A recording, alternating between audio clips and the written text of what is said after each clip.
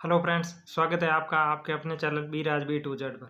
पूरा देश 30 जनवरी को महात्मा गांधी जी की पुण्यतिथि पर उन्हें नमन कर रहा है और शहीद दिवस मना रहा है। इस अवसर पर मैं भी मेरा छोटा सा प्रयास आप सभी के सामने महात्मा गांधी जी के बारे में जो भी जानकारी 2 अक्टूबर 1869 से लेकर 30 जनवरी 1948 तक की संपूर्ण घटनाओं पर आधारित है। इस वीडियो के अंदर बहुत सारी जानकारी दी जाएगी और आपके लगभग सभी कोई भी एग्ज़ाम हो, यूपीएससी प्री तक के सभी एग्ज़ाम के सभी क्वेश्चन इसके अंदर आपके हो जाएंगे। तो चलिए फ्रेंड्स, मैं ले चलता हूँ सीधे वीडियो की तरफ।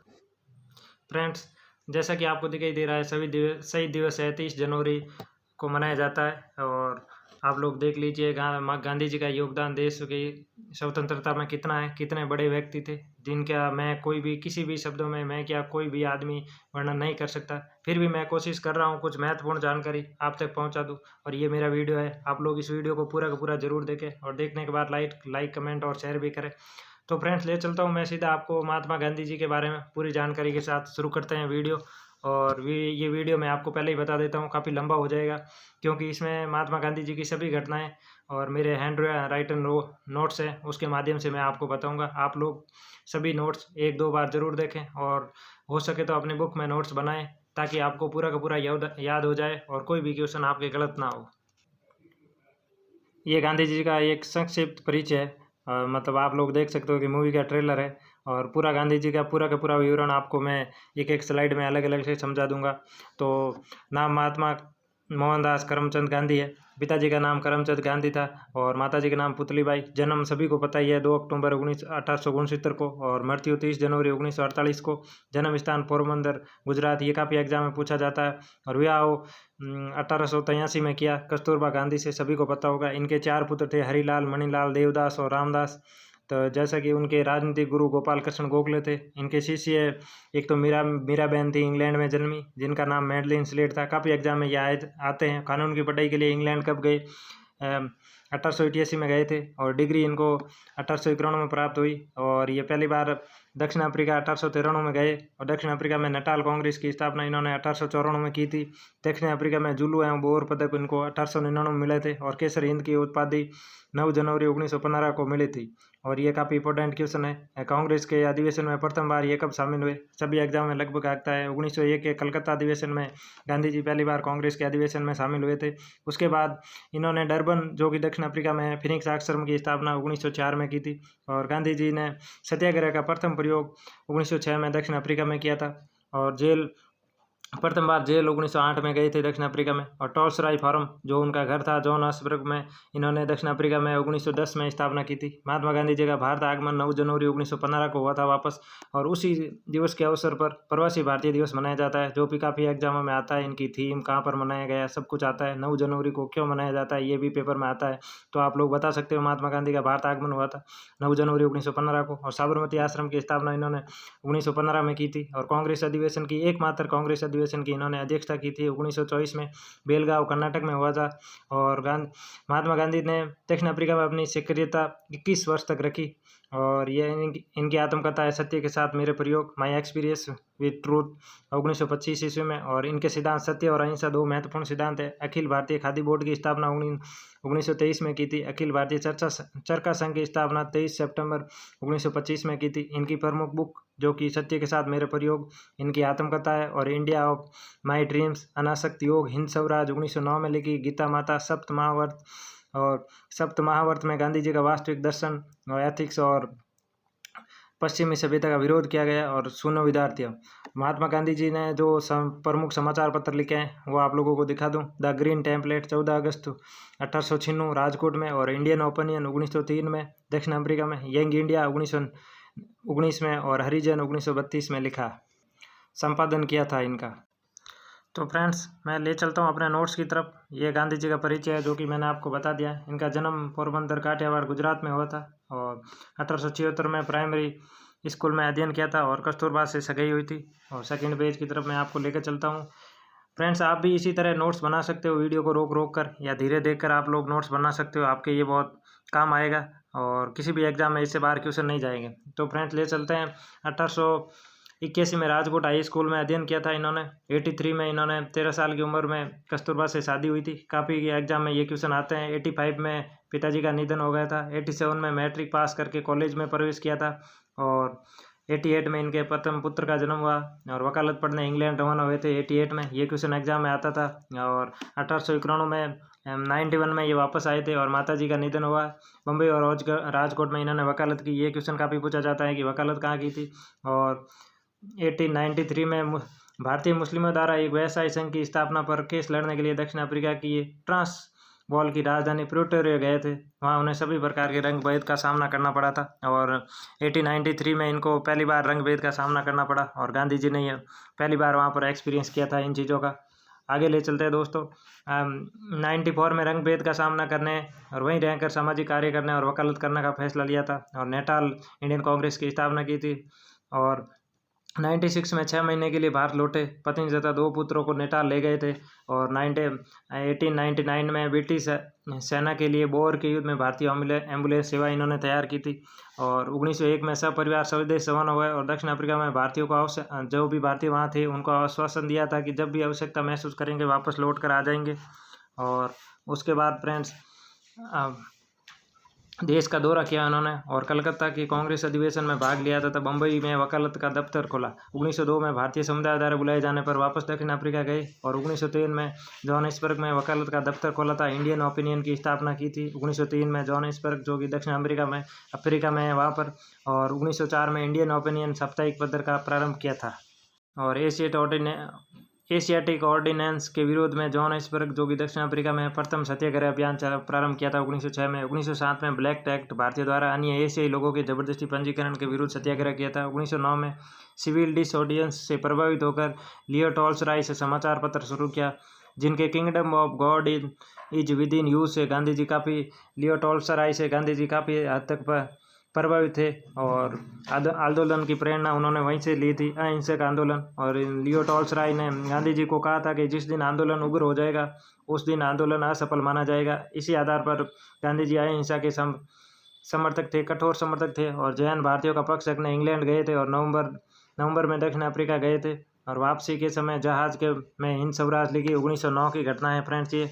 और उसके बाद मैं आपको ले चलता हूँ 1908 में सत्याग्रह के लिए प्रथम बार जोहानिसबर्ग में कारावास का दंड मिला था गांधी जी को। 1908 में आंदोलन जारी रहा तथा द्वितीय सत्याग्रह पंजीकरण प्रमाण पत्र जलाए गए, पूर्ण कारावास दंड इनको मिला था।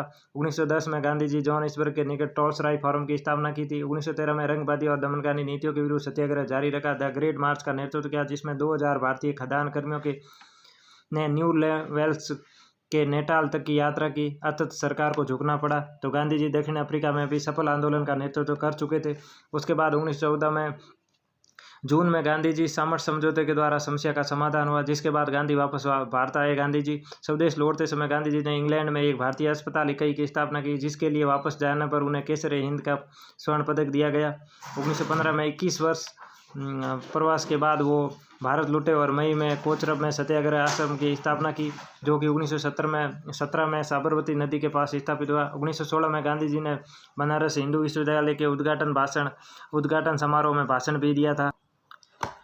नोट्स मतलब फ्रेंड्स मेरा प्रयास काफ़ी हद तक रहा है कि विस्तार में लिखा जाए और मैं आपको विस्तार में बता रहा हूँ, जिससे कोई भी एग्जाम में क्वेश्चन बाहर ना जाए। उसके बाद गांधी जी के स्वदेश से मैं प्रारंभिक सत्याग्रह की शुरुआत और सत्याग्रह की प्रेरणा गांधी जी को डेविड थोरो के लेख सिविल डिसओबीडियंस, लियो टॉल्स्टॉय और जॉन रस्किन की अनटू दिस लास्ट से मिली थी। सत्याग्रह सत्य और अहिंसा पर आधारित था। गांधी जी के सत्याग्रह का अर्थ सत्य का पकड़ना था। गांधी जी इस बात से चिंतित थे कि सत्याग्रह को कैसे निष्क्रिय प्रतिरोध से अलग किया जाए, क्योंकि सत्याग्रह एक तकनीक पर आधारित था जिससे उपवास, हिजरतबंदी, हड़ताल ये सब चीज़ें प्रमुख थी।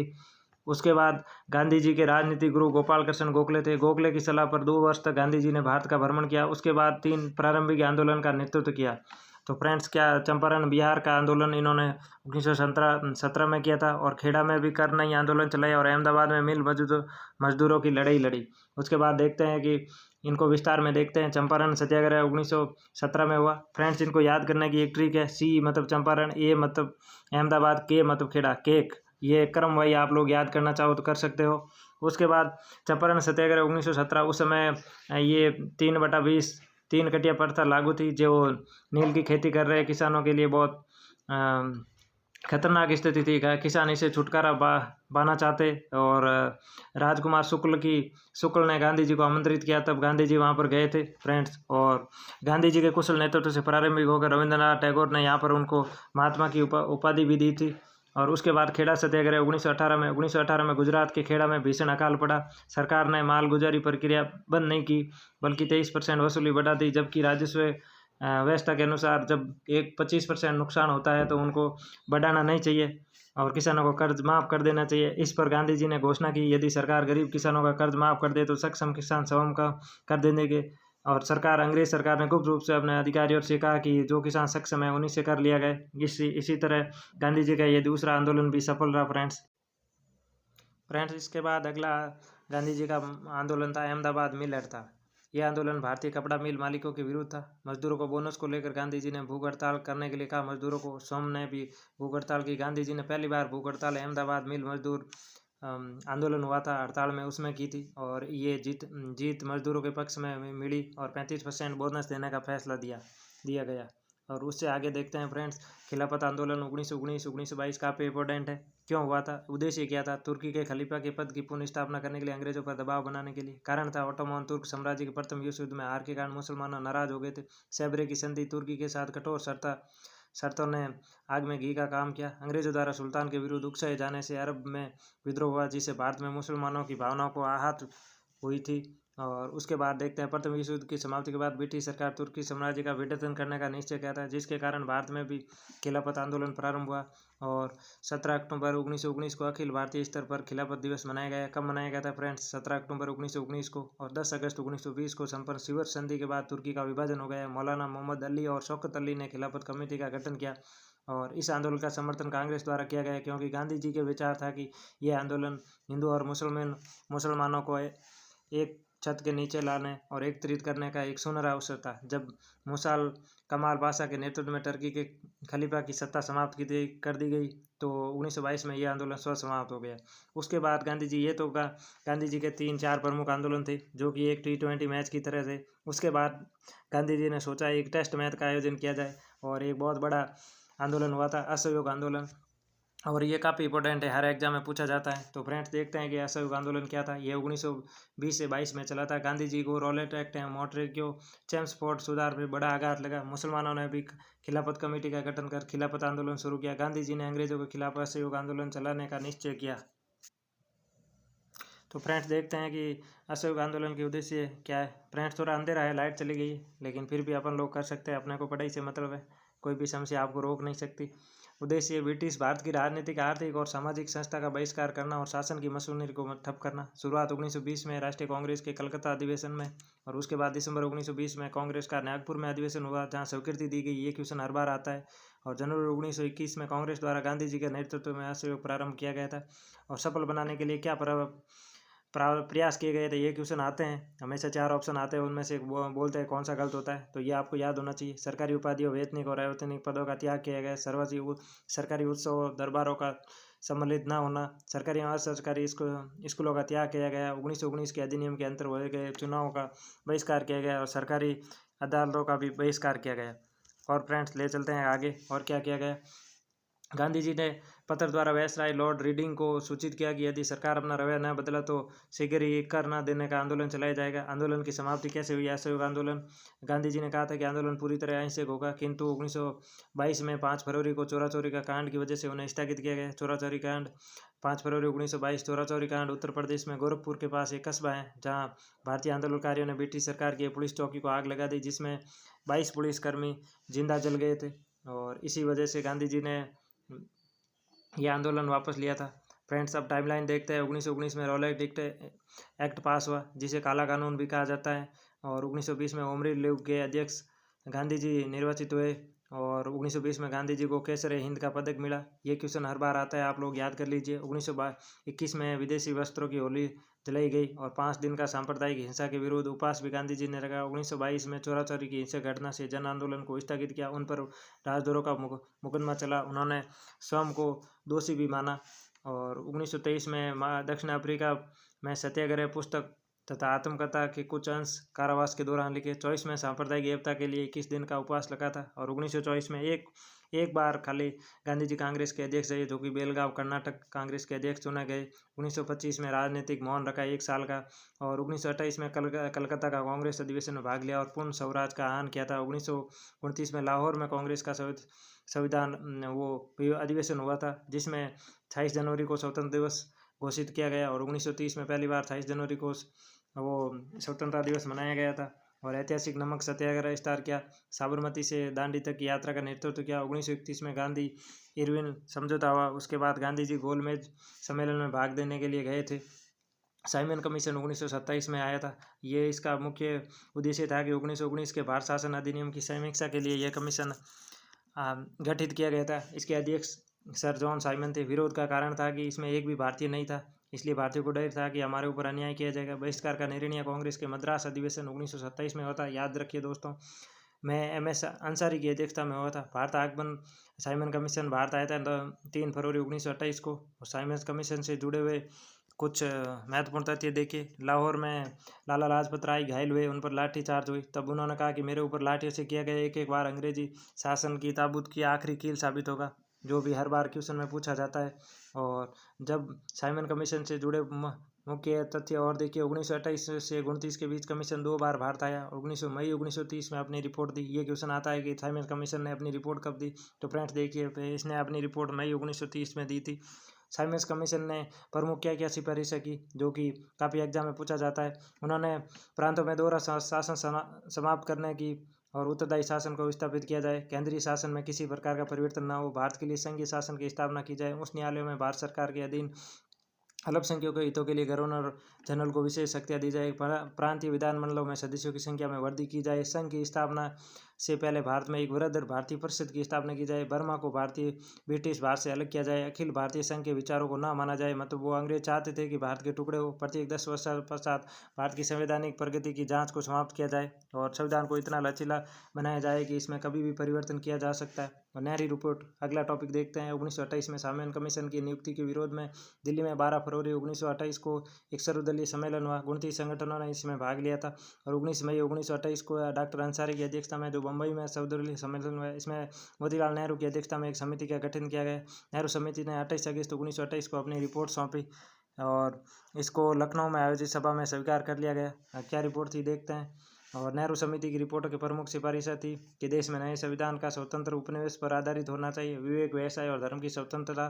भारत को डोमिनियन स्टेट्स, ये वर्ड फ्रेंड्स आप लोग याद रखिए, डोमिनियन स्टेट्स का दर्जा दिया जाए। सांप्रदायिक निर्वाचन प्रणाली को समाप्त किया जाए। संयुक्त निर्वाचन प्रणाली अपनाई जाए। भारत में उच्चतम न्यायालय की स्थापना की जाए। UPSC की स्थापना की जाए। भाषाई आधार पर प्रांतों का गठन हो। भारत में धर्मनिरपेक्ष राज्य होगा, किंतु अल्पसंख्यकों की धार्मिक एवं सांस्कृतिक हितों का पूर्ण संरक्षण होगा। केंद्र एवं प्रांतों में संघीय आधार पर शक्ति विभाजन की जाएगी। और ये सार्वभौमिक मताधिकार जो भारत में अभी भी है, उनकी मांग भी उस समय नेहरू समिति की रिपोर्ट में की गई। फ्रेंड्स, मैं आपको खाली पढ़ के बता रहा हूँ, आप लोग बोर हो गए होंगे, लेकिन आप लोग सोचिए, जो अच्छी चीज़ें और अच्छे लोग आसानी से समझ में नहीं आते, आप लोग इसे पूरा सुने, 2-3 बार सुने, आपको याद हो जाएगा। और गांधी जी के संबंधित कोई भी क्वेश्चन आपके किसी भी पेपर में गलत नहीं होगा। तो फ्रेंड्स, आगे चलते हैं नमक सत्याग्रह की तरफ। दिसंबर 1929 में लाहौर अधिवेशन में पूर्ण स्वराज का झंडा फहराया गया। और 24 जनवरी 1930 को पहली बार झंडा फहराया गया। और गांधी द्वारा उद्घोषणा गांधी जी ने की थी कि मैं शैतान ब्रिटिश शासन के समक्ष समर्पण ईश्वर तथा मानव के विरुद्ध अपराध है। गांधी जी के शब्द है। इस घोषणा के साथ 28 जनवरी 1930 को पूरे देश में स्वतंत्रता दिवस मनाया गया। गांधी जी ने 12 मार्च 1930 से 24 दिनों की यात्रा की और 6 अप्रैल को नमक कानून तोड़ा और 5 अप्रैल को वहाँ पहुँच गए थे। 6 अप्रैल को तोड़ा था। 78 अनुयायियों के साथ शुरू किया था। और सुभाष चंद्र बोस ने इसकी तुलना नेपोलियन के पेरिस मार्च से की थी। दर्शना में नमक सत्याग्रह का नेतृत्व सरोजनी नायडू और इमाम साहब मणिलाल गांधी जी के बड़े बेटे ने किया था। उसके बाद उत्तर पूर्व में इस आंदोलन का नेतृत्व 13 वर्षीय नागा महिला ने किया था। जवाहरलाल नेहरू ने इसे रानी की उपाधि दी। इन्हें नागालैंड की जॉन ऑफ आर्क भी कहा जाता है। और आगे चलते हैं। सविनय अवज्ञा आंदोलन, जो 6 अप्रैल 1930 को नमक कानून तोड़ने के साथ ही शुरू हुआ था। इसके कारण थे यंग इंडिया में लेख द्वारा ब्रिटिश सरकार 11 सूत्री अंतिम मांग पत्र, जिसमें 41 दिनों तक सरकार की प्रतिक्रिया का गांधी जी ने इंतजार किया। जब पूरी नहीं हुई तो 6 अप्रैल को ये सविनय अवज्ञा आंदोलन 1930 को 6 अप्रैल 1930 को शुरू किया गया। और क्या मांगे थी आप लोग देख लीजिए। भूमि कर में 50% की कमी, हर एग्जाम में ये आते हैं। नमक कर तथा सरकार द्वारा नमक पर एकाधिकार की समाप्ति।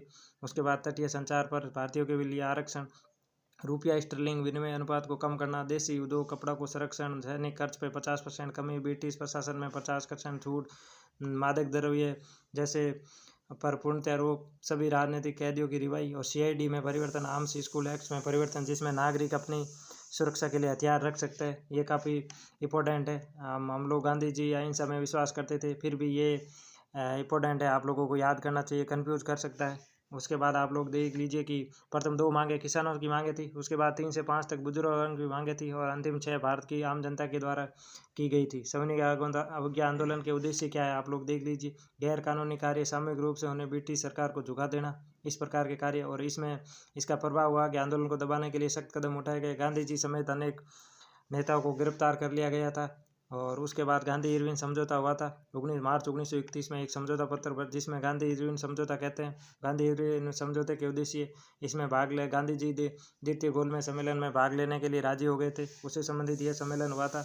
और द्वितीय गोलमेज सम्मेलन 1931 में हुआ था और प्रथम 1930 में हुआ था। इसमें गांधी जी ने भाग लिया था लेकिन यह असफल रहा। गांधी जी सांप्रदायिक समस्या के विवाद के कारण गांधी जी नहीं माने और ये सम्मेलन असफल माना जाता है।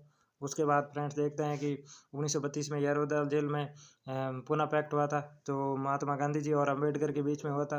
1933 में साप्ताहिक पत्र हरिजन आरंभ किया था। साबरमती तट पर बने सत्याग्रह आश्रम का नाम बदलकर गांधी जी ने हरिजन आश्रम कर दिया था। उन्हें हमेशा के लिए देशव्यापी अस्पृश्यता विरोधी आंदोलन छेड़ा। 1934 में गांधी जी ने अखिल भारतीय ग्राम उद्योग संघ की स्थापना की। 1936 में वर्धा के निकट के गांव का चयन जो बाद में सेवाग्राम बना। 1937 में अस्पृश्यता निवारण कार्यक्रम के दौरान गांधी जी पहली बार दक्षिणी भारत की तरफ गए थे। उसके बाद देखते हैं फ्रेंड्स 1938 में बादशाह खान के साथ उत्तरी पूर्वी राज्यों का दौरा किया था। 1940 में व्यक्तिगत सत्याग्रह की घोषणा की थी गांधी जी ने और प्रथम विनोबा भावे को अपना पहला व्यक्तिगत सत्याग्रह चुना था। ये क्वेश्चन हर बार एग्जाम में आता है। 1942 में हरिजन पत्रिका का 15 महीने बाद पुनः प्रकाशन किया और क्रिप्स मिशन की असफलता, क्रिप्स मिशन 1942 में आया था। उसके बाद सबसे बड़ा आंदोलन जो कि करो मरो के आधार पर मूल मंत्र पर था, ये भारत छोड़ो आंदोलन, क्विट इंडिया मूवमेंट जिसे कहा जाता है, आरंभ 9 अगस्त 1942 को। विवरण भारत को जल्दी आज़ादी दिलाने के लिए मूल मंत्र गांधी जी ने इसमें करो या मरो का नारा दिया था। के परिणाम क्या रहा था, यह आंदोलन भारत को स्वतंत्र भले ही ना कर पाया लेकिन इसके दूरगामी परिणाम सुखदायी रहा। भारत की स्वतंत्रता की स्वाधीनता के लिए किया जाने वाला यह अंतिम महाप्रयास था, बड़ा प्रयास था। उसके बाद 1944 में 22 फरवरी को आगा खान महल में कस्तूरबा गांधी की निधन हो गया था। 1946 में कैबिनेट मिशन से गांधी जी की भेंट हुई थी। 1947 में सांप्रदायिक शांति के लिए बिहार की यात्रा की गांधी जी ने। नई दिल्ली में लॉर्ड माउंटेबन तथा जिन्ना से भेंट हुई। देश विभाजन का इन्होंने विरोध किया था और संविधान दिवस के समय ये कलकत्ता में दंगे शांत करवाने में उपवास एवं प्रार्थना कर रहे थे। तो फ्रेंड्स ये क्वेश्चन आता है कि 15 अगस्त 1947 को गांधी जी कहाँ थे, तो उस समय गांधी जी कलकत्ता में थे। गांधी जी 2 लोगों से हमेशा परेशान रहते थे, एक मोहम्मद अली जिन्ना और अपने बेटे हरीलाल से। मोहम्मद अली जिन्हें असहयोग आंदोलन में सबसे पहले गिरफ्तार किया गया था। तेज बहादुर सप्रू और MR जफर की सहायता से गांधी इरविन समझौता हो पाया था। भारत छोड़ो आंदोलन के समय गांधी जी सहित अन्य नेताओं को गिरफ्तार किया गया। ये ब्रिटिश सरकार का एक ऑपरेशन था जिसे ऑपरेशन 0 आवर कहा जाता है। कई बार एग्जाम में आता है कि ऑपरेशन 0 आवर क्या है।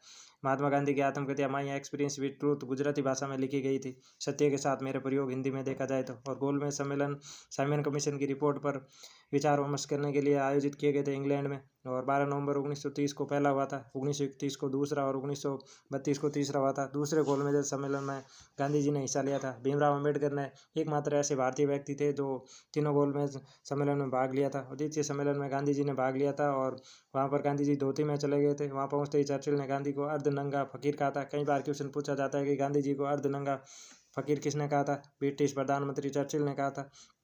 और इसी समय फ्रंक ने गांधी जी को देशद्रोही कहा था। गांधी जी पहले राष्ट्रीय कांग्रेसी थे जिन्होंने द्वितीय गोलमेज सम्मेलन में 1931 में भाग लिया था, पर 1921 में कांग्रेस पार्टी अपनाई थी।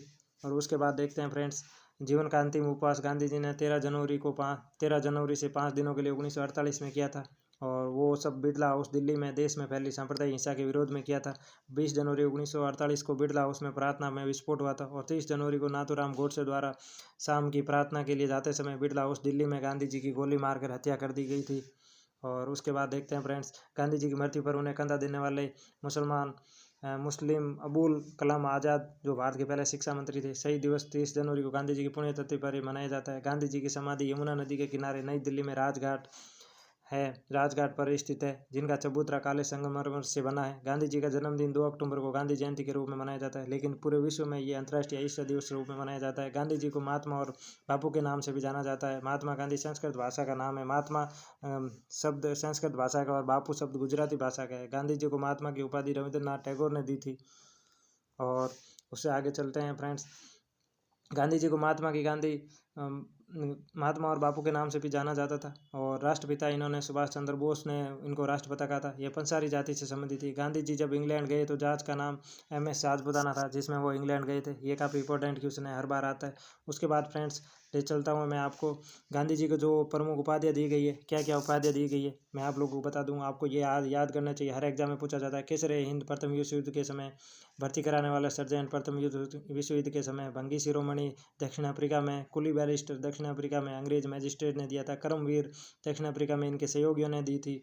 और सेवाग्राम का संत आश्रम के अतिथियों द्वारा दिया गया। आधुनिक युग के अजात शत्रु राजेंद्र प्रसाद ने कहा था, ये कई बार आता है। मलंग बाबा कबालिया द्वारा बापू जवाहरलाल नेहरू ने इनको बापू की उपाधि थी। देशद्रोही फकीर जो कि पहले बताया विंस्टन चर्चिल ने कहा था। भिखारियों का राजा पंडित मदन मोहन लाल मालवीय ने कहा था। और राष्ट्रपिता सुभाष चंद्र बोस ने कहा था। अर्धनग्न फकीर ये हो गया। One boundary force Lord Mountbatten कहा था। महात्मा इनको रविंद्रनाथ टैगोर ने महात्मा नाम से संबोधित किया था। ये कई बार फ्रेंड्स एग्जाम में आते हैं। उसके बाद गांधी जी के प्रमुख आश्रम देखते हैं। टॉल्सराय आश्रम जो जॉन एस्बर्ग 1902 में स्थापना की थी, दक्षिण अफ्रीका में है। फिनिक्स फॉरम भी दक्षिण अफ्रीका में है।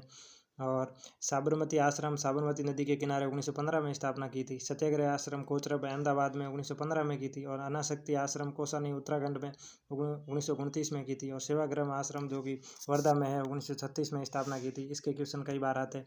और गांधी जी के प्रमुख आंदोलन और सत्याग्रह को एक नज़र में देखा जाए तो चंपारण सत्याग्रह 1917 में, तीन कटिया प्रथा के खिलाफ पद्धति के खिलाफ, अहमदाबाद मजदूर 1918 में, और खेड़ा 1918 में प्रथम पूर्ण किसान सत्याग्रह कहा जाता है। खिलाफत आंदोलन 1919, असहयोग 1920, सविनय अवज्ञा 1930, व्यक्तिगत सत्याग्रह 1940, उपनाम था दिल्ली चलो आंदोलन। और भारत छोड़ो आंदोलन है अगस्त क्रांति 1942 का नारा, जिसमें करो या मरो का भी नारा दिया गया था।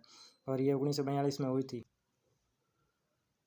फ्रेंड्स ये पूरा वीडियो देखने के लिए धन्यवाद। गांधी जी के बारे में जितने भी मेरे शॉर्ट नोट थे मैंने आपको बताने का प्रयास किया। वैसे गांधी जी के बारे में कितने भी शब्द कहे वो कम रहेंगे और कोई भी उनके बारे में पूरी जानकारी नहीं बता सकता। फिर भी मैंने देखा है कि चाहे छोटे से छोटा और बड़े से बड़ा BCS प्री तक के एग्ज़ाम, वन डे के एग्ज़ाम होते हैं, उनमें ये सब बहुत इंपॉर्टेंट है। आप लोगों को यही सुझाव देना चाहूँगा कि आप उसको धीरे धीरे देखें और अपने खुद के नोट्स आप कॉपी करके बना सकते हो, जिससे आपको याद करने में आसानी होगी। मेरे इसी प्रकार के नोट्स बनाए हुए आप लोगों को याद होने में आसानी होगी। गांधी जी के क्वेश्चन हर सरकार पूछ लिए, चाहे BJP सरकार हो चाहे कांग्रेस सरकार हो, क्योंकि ये राष्ट्रपति और देश के सबसे बड़े नेता है और सभी इनको पूछते हैं, भगवान समान मानते हैं। राष्ट्रपिता की उपाधि दी गई है। तो आप लोग गांधी जी को बहुत ही इंपॉर्टेंट तरीके से, अगर आप स्टूडेंट हैं तो पढ़े एग्जाम की दृष्टि से, अगर स्टूडेंट नहीं है तो भी आपको एक जनरल नॉलेज के लिए इन चीज़ों का ध्यान होना चाहिए। आप लोगों ने ये मेरा वीडियो देखा, इस वीडियो को लाइक शेयर करें और चैनल को ज़्यादा से ज़्यादा सब्सक्राइब करें। मेरे चैनल को जल्दी से जल्दी ज़्यादा से ज़्यादा फैलाएं। इसी तरह के मैं वीडियो लाता रहूँगा और मेरी कोशिश यही रहेगी कि आप लोगों तक अधिक से अधिक जानकारी पहुँचती रहे। Thank you.